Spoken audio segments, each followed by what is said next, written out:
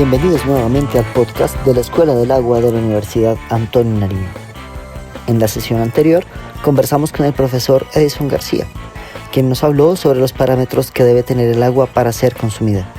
Sin embargo, para entender mejor la relación entre la materia orgánica en el agua con las enfermedades, debemos profundizar mejor en algunos conceptos.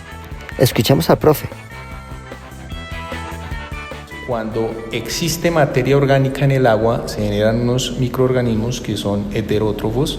Entonces ellos lo que hacen es cogen esa materia como fuente de carbono, pero empiezan a utilizar el oxígeno que hay en el agua como aceptor de electrones.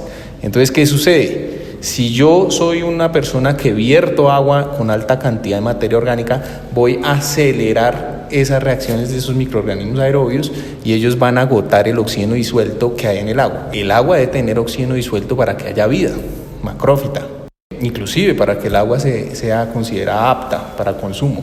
¿Por qué?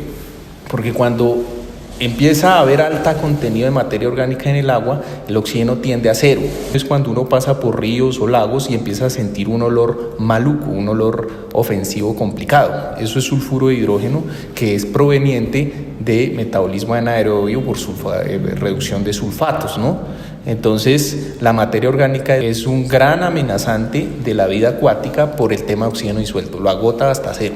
Por eso es que es uno de los parámetros que está legislado en todos los vertimientos de aguas residuales, tanto industriales como domésticas.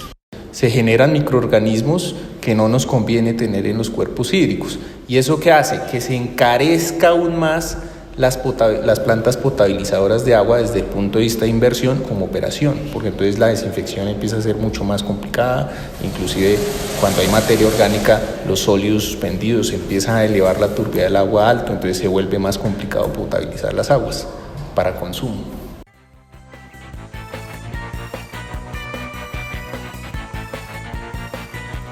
En general, no hay gran cantidad de microorganismos en el agua, por lo que su presencia se relaciona con otras actividades humanas como la agricultura, la urbanización descontrolada, el crecimiento industrial y la mala disposición de residuos.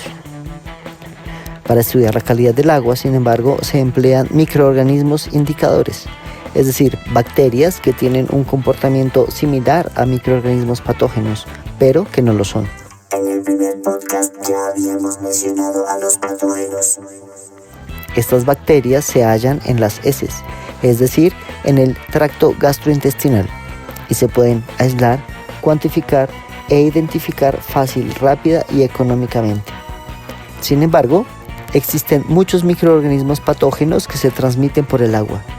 Por ejemplo, las llamadas enterobacterias, que están en la microbiota intestinal.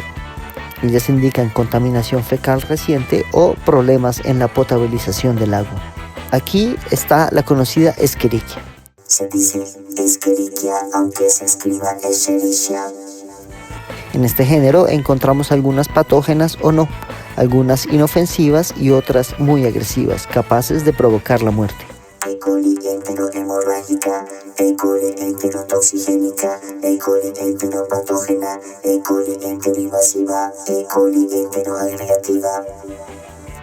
También hay otras bacterias patógenas como Salmonella y Shigella, causantes de disentería, fiebre tifoidea y gastroenteritis. Otras bacterias importantes son Bacillus y Clostridium.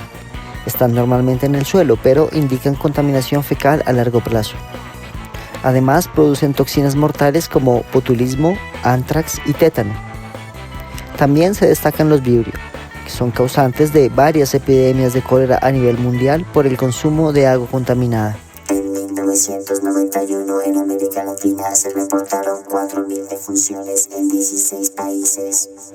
Hay bacterias no entéricas como Pseudomonas, que pueden resistir a compuestos químicos usados en la desinfección del agua como el cloro. Algunos pueden ser patógenos para humanos sensibles.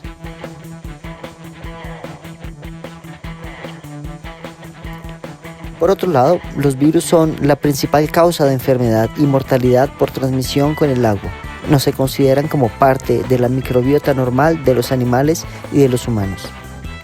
Se han reportado más de 140 virus patógenos, aunque el 90% de las enfermedades las causan los enterovirus, como la poliomielitis. También están los virus de la hepatitis.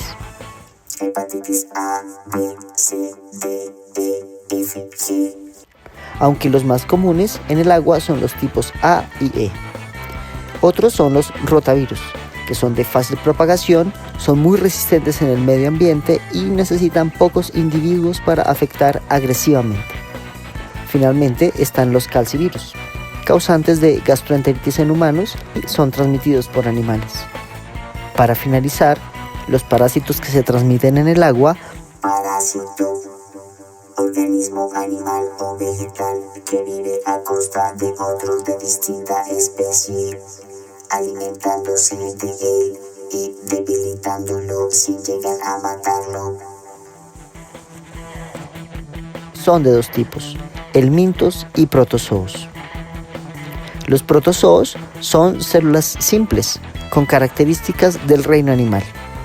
Sus quistes las hacen muy resistentes a los procesos del tratamiento del agua y causan enfermedades diarreicas que pueden ser graves en niños, ancianos y pacientes inmunocomprometidos.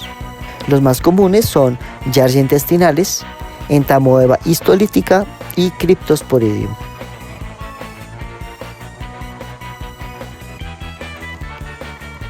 Esperamos que después de este podcast podamos entender mejor la necesidad de la potabilización del agua, es decir, su tratamiento para poder consumirlo. Acompáñennos en nuestra próxima edición con más temas interesantes sobre el agua, su importancia y su conservación. Hasta la próxima.